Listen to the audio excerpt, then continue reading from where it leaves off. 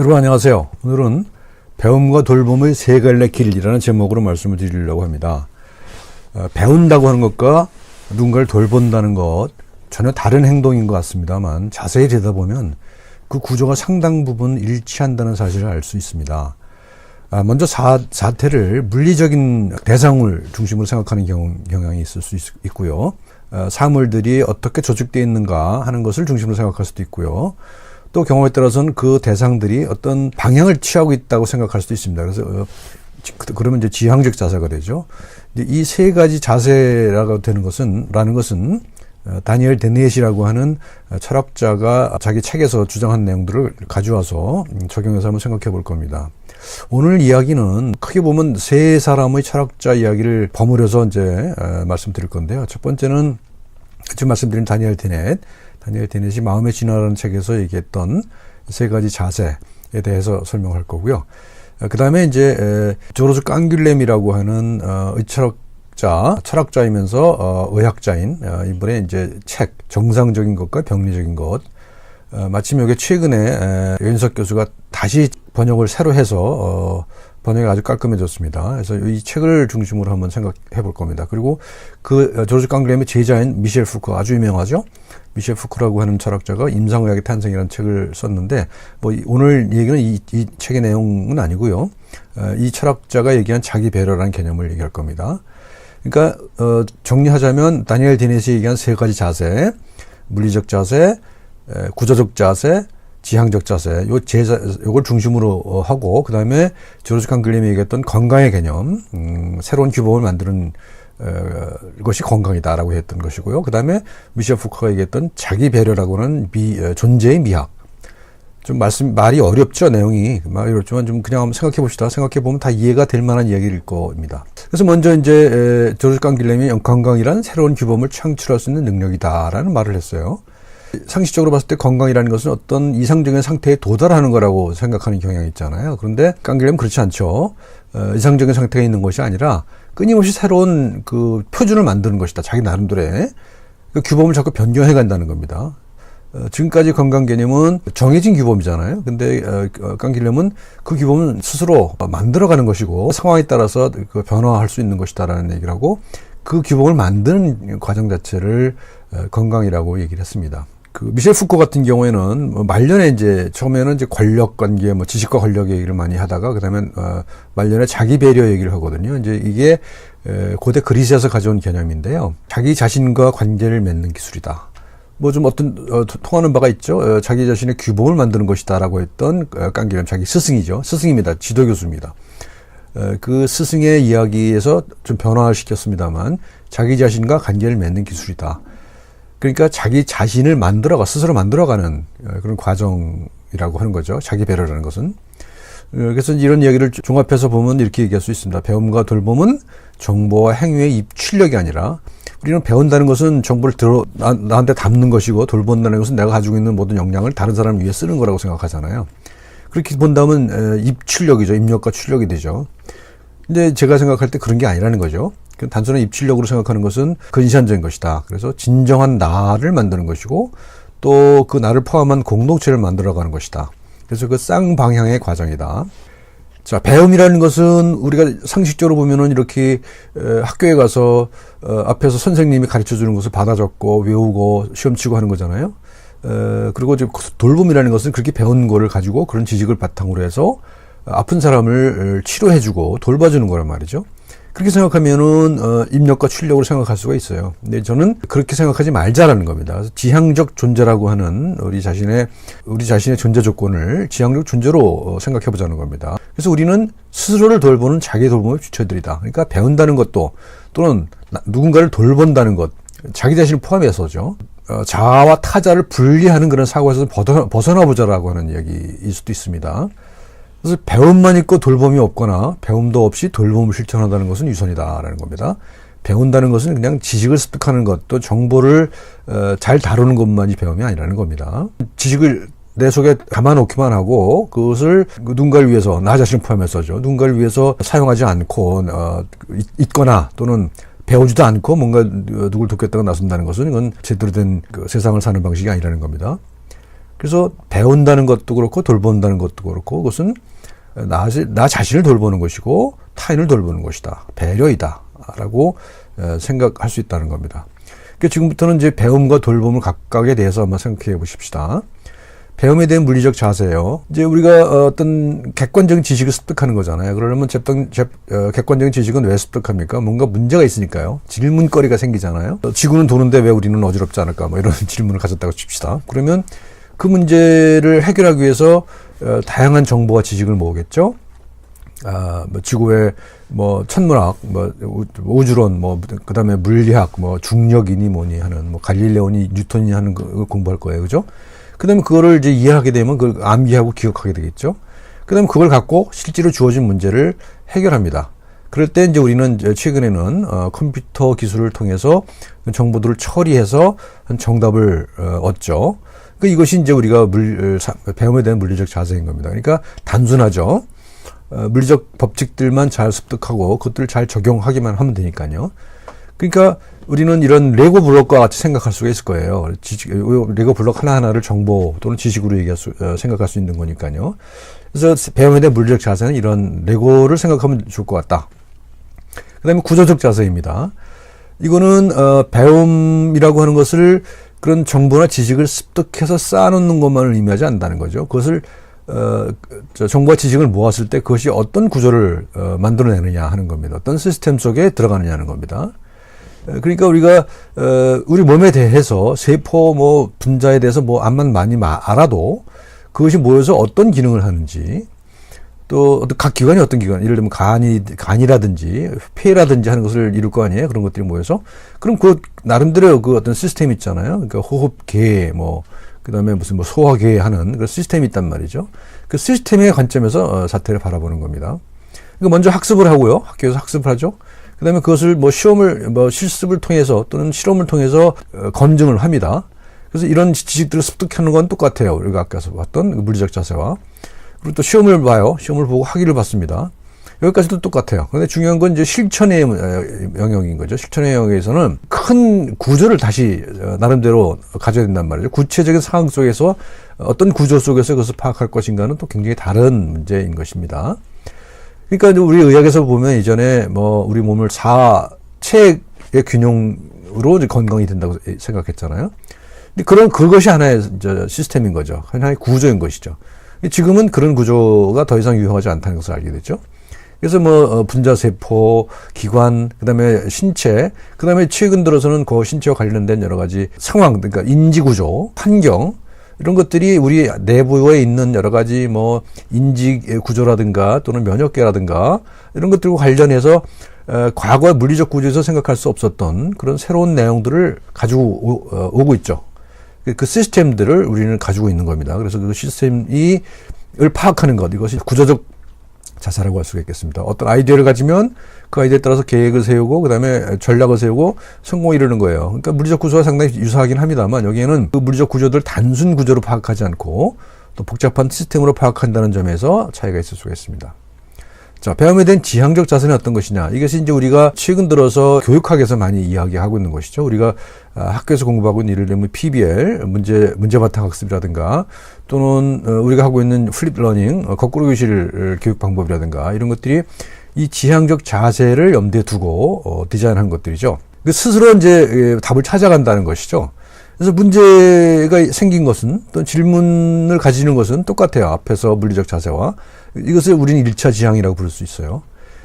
문제를 가졌잖아요. 그러면 학습을 해요. 똑같죠? 그 다음에 정보를 수집합니다.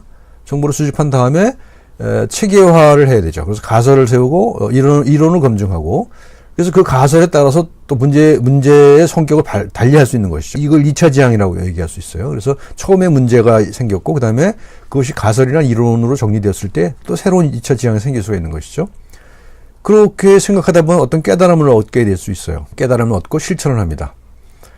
실천을 합니다. 예를 들면, 우리가 고혈압에 대해서 질문을 할 때, 왜 고혈압이 생길까 질문을 가졌다고 생각해 봅시다. 그러면, 거기에 대해서 여러 가지 정보를 수집하고 공부를 하고, 그 다음에 나름대로 생각을 하고 과제를 세워요. 그리고 특정한 환자에 대해서 또는 자기 자신에 대해서 그 지식과 이론을 적용을 합니다. 그래서 나의 경우는 이런 거구나. 또 저 환자의 경우는 이런 거였구나. 라고 깨닫게 되죠. 깨닫게 되면 그것을 실천을 합니다. 실천을 해서 뭐 약을 준다든지 또는 운동 처방한다든지 식이 처방한다든지 해서 실천을 할 거 아닙니까? 그러면 결과를 얻겠죠. 결과를 얻게 되면 그 결과를 갖고 다시 반성을 하게 됩니다. 아, 이 환자는 약에 잘 안 들어. 뭐 또는 저 환자는 뭐 식이요법을 했는데 아주 잘 들었어. 뭐 이런 것들이 있을 거 아니에요. 그러면 1차적으로 깨달았던 것들에 대한 반성과 성찰을 하게 됩니다. 아, 이건 이런 거고. 근데 이건 또 에러치 또 하는 또 새로운 질문이 생기게 되죠. 그렇게 되면 새로운 문제가 또 생깁니다. 그러면 다시 이 과정이 반복되는 거죠. 이런 걸 배움에 대한 지향적 자세라고 우리가 얘기할 수 있을 것 같습니다. 그러니까 이제 많은 정보들이 있고, 정보들이 있지만 그거 정보만 있는 것은 아무 의미가 없잖아요. 그냥 잡동사니일 뿐이잖아요. 내가 어떤 지향점을 가지고 있어야 돼요. 지향점을 가지고 있어야 그런 정보들이 의미 있는 방식으로 조직이 되는 거죠. 그래서 배움에 대해서 얘기를 해봤고요. 그 다음에 돌봄에 대해서 얘기를 해봅시다. 우리가 이제 뭐 누군가가 아프다고 했을 때, 이 아픈 사람을 어떻게 대할 것인가 하는 것이죠. 보통 이제 물리적 자세에서는 이 우리 몸을 기계적인 메커니즘 보는 경향이 있잖아요. 라이프 사이클도 이렇게 톱니바퀴처럼 보는 경향이 있단 말이죠. 그래서 기계적인 관점에서 보게 돼요. 그래서 가장 최종적으로 내려가 본 게 이 DNA 아닙니까? 그래서 DNA가 뭐 마치 이제 이 그림을 보면 레고 블록처럼 이렇게 붙어 있죠. 기계적인 자세예요. 그리고 우리 몸은 이렇게 기계로 되어 있는 것처럼 생각을 하는 경향이 있는 거죠. 이 자세가 상당히 많은 성과를 이루어왔던 것도 사실이죠. 그리고 몸은 기계고 질병은 그 기계가 고장난 것이다라고 하는 관점으로 치료를 했던 것도 많이 있습니다. 대표적인 것이 무슨 뭐 손상이겠죠. 인조리. 손상의 경우에는 이 물리적 자세가 아주 잘 작동을 하죠. 하지만 이런 것은 결과적으로 봤을 때 전체를 보지 못하는 그런 우를 범할 수가 있는 거죠. 코끼리 만지기처럼. 그래서 이제 그 다음에 나온 것이 이제 구조적 자세인 것이죠. 그래서 이런 물리적인 요인만 있는 것이 아니다. 우리 몸을 돌보는 데 있어서는. 그래서 나온 것이 이제 1970년대에 나온 소위 말한 바이오 사이코 소셜 모델입니다. 그래서 우리 질병을 일으키는 요인은 생물학적인 것만이 아니라 심리적인 요인도 있는 것이고 사회적인 요인도 있다. 그래서 이것이 뭉쳐서 건강을 이루는 것이다. 그래서 여기서 이 자세의 바탕을 해서 나온 그 건강의 정의가 이제 48년에 나온 질병이 없는 상태만이 아니라 생물학적, 심리적, 사회적 안녕 상태다라고 정의를 합니다. 그러니까 질병을 중심으로 보는 게 아니라 건강을 중심으로 보는 자세가 구조적 자세라고 볼 수 있는 거죠. 지금 이거는 이제 구조적 자세에 대한 건데요. 이 구조적 자세는 위계 질서를 가지고 있어요. 유전자의 질서에서 분자들의 네트워크, 그다음에 세포들의 네트워크, 그다음에 기관들의 네트워크, 이것들이 모여서 우리 어떤 객체가 되잖아요. 이 객체는 또 사회적 환경, 사회적 네트워크의 영향을 받고, 그래서 이 사람이 건강한 것은 이런 물리적이고 사회적인 것 또는 심리적인 것이 합쳐진 그런 상태, 그런 안녕 상태다라고 하는 것이 건강에 대한 구조적 자세가 되겠습니다. 자, 이제 마지막으로 돌봄에 대한 지향적 자세를 얘기해 보겠습니다. 이 지향적 자세는 굉장히 거시적인 관점을 취합니다. 우리 여태까지 분자나 뭐 기계, 물리적인 그 수준에서 생각을 했다면 여기는 시간의 스케일을 굉장히 넓혀서 봅니다. 모든 걸 다 포함해요. 분자의 시간, 세포의 시간, 생애의 시간, 진화의 시간. 가장 크게는 진화의 시간이겠죠. 진화의 시간은 뭐 30억 년, 40억 년에 걸친 시간이잖아요. 그래서 이렇게 아주 크게 거시적으로 변화해 온 그런 것들을 염두에 두고, 그리고 그 변화가 우리 몸속에 새겨져 있다고 봅니다. 근데 우리 유전자 속에도 그런 진화의 시간들이 담겨 있다고 보는 거죠. 그리고 생애의 시간이 있죠. 약 100년 남짓한 그런 생애의 시간이고, 그 다음에 이제 그거는 뭐 우리 몸에 있는 뭐 약 10조 개에 달한다고 그러죠. 그런 세포들이 뭐 낳았다 죽었다 하잖아요. 이제 그런 시간이 있는 것이고요. 그리고 그 속에는 또 DNA를 포함한 어떤 분자들이 있는 겁니다. 근데 이 각각은 나름대로 어떤 방향을 가지고 있다는 겁니다. 지향하고 있다는 겁니다. 지향성을 가지고 있기 때문에 이런 다양한 지향성들이 모여서 어떤 방향을 정한다는 것이죠. 그래서 그게 하나의 새로운 지향을 갖게 되고, 그런 지향을 갖게 됐을 때 하는 새로운 시간의 스케일이 탄생한다는 겁니다. 그래서 우리는 매 순간 어떤 올드 라이프와 뉴 라이프를 가르치고 있다라고 하는 것이죠. 부산대학교가 장전동이라는 동네에 있습니다. 이 장전이라는 말은 긴 활대라는 뜻이거든요. 그래서 이게 이제 부산대학교 정문 아닙니다만 무지개문이라고 하는 분인데, 이렇게 보면 아주 긴 활대를 이렇게 세워놨잖아요. 이건 뭐냐? 활대다라고 하는 것은 뭡니까? 어떤 그 방향을 가진다는 거잖아요. 그 다음에 이게 굉장히 길다라는 건 무슨 뜻이겠어요? 어떤 짧은 그 스케일의 문제를 해결하는 것이 아니라 아주 커다란 문제를 해결하기 위해서 어떤 지향점을 만들어 간다는 그런 어떤 상징적인 의미를 가지고 있는 것이죠. 자, 마지막으로 이제 표로 한번 정리를 해봤어요. 이 이야기들을. 배움과 돌봄은 세 가지 길인데요. 세 갈래 길. 배움과 돌봄으로 구분해봤습니다. 물리적 자세에서는 배움은 정보를 수집하고 지식과 정보를 수집하죠. 경험을 쌓고 귀납적으로 생각을 해요. 그 쌓는 거고, 그 다음에 그걸 암기를 합니다. 이게 이제 물리적 자세, 배움에 있어서는 물리적 자세고요. 질병에 있어서는 질병을 중심으로 보고, 인간을 생물로 보고, 메커니즘으로 봅니다. 한마디로 정리하면 바이오메디컬 모델이라고 그러죠. 생물, 의학, 모형, 이렇게 볼 수 있습니다. 구조적 자세를 보면 여기는 정보보다는 원리를 봅니다. 그리고 배우는 것도 이론과 모형을 배워요. 이것이 여기서 어떤 이론을 구성하느냐. 물리적 자세에서는 그냥 정보를 중심으로 한다면 여기서는 이론과 모형을 중심으로 합니다. 그리고 경험보다는 이성적 기능이 중요하죠. 그것을 어떻게 추론하느냐가 굉장히 중요합니다. 그래서 그런 추론은 연역이죠, 주로. 가설을 세우고 검증하는 과정. 그리고 그걸 추론합니다. 암기하는 것이 아니라 추론을 합니다. 이게 돌봄으로 가면 질병이 아닌 건강을 중심으로 보게 되는 것이고요. 그 다음에 생물보다는 생명 현상을 바라봅니다.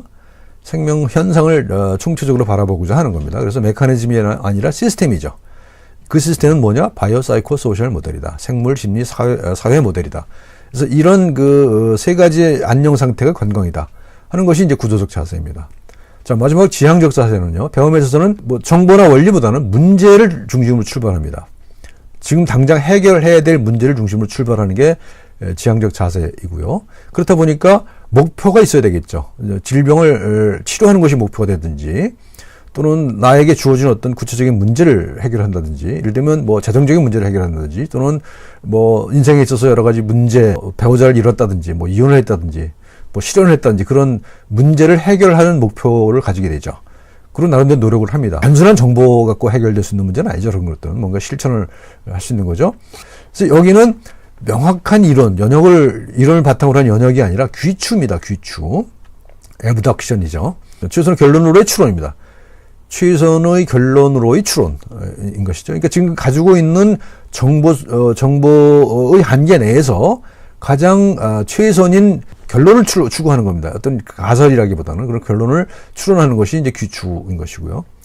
그래서 여기는 이제 물리적 자세는 암기하고 구조적 자세는 추론을 하지만 여기서는 문제를 푸는 겁니다. 그러니까 구체적 문제 풀이 과정입니다. 돌봄의 영역으로 갑시다. 돌봄의 영역으로 보면은 질병이나 건강이 아니라 삶 그 자체를 돌보는 거죠, 우리는. 그 다음에 생물이나 생물 현상보다는 진화의 관점에서 큰 시간에, 아주 긴 시간의 관점에서 바라보는 거죠. 메커니즘이나 시스템이 아니라 오가니즘을 보는 거죠. 그러니까 유기체 자체를 보는 겁니다. 유기적인 관계를 보는 겁니다. 완벽하게 정리가 돼 있는 그런 메커니즘이나 시스템이 아니라 어느 정도 이해는 하지만, 그렇지만 미래가 열려있는 그런 오가니즘을 봅니다. 그리고 이제 의학 모델로 보면 Life Course Health Development, 생애 경로 건강 발달 모형을 보는 겁니다. 이제 우리가 이제 계속 이 얘기는 이제 한 두세 번에 걸쳐 더 얘기할 겁니다. 그래서 이렇게 정리가 됩니다. 그래서 오늘은 배움과 돌봄에 대한 세 가지 자세, 물리적 자세, 구조적 자세, 지향적 자세에 대해서 알아봤고요. 이 흐름이 크게 지향적 자세가 중요한 그런 시기가 오고 있다라고 이렇게 정리할 수 있을 것 같습니다. 고맙습니다.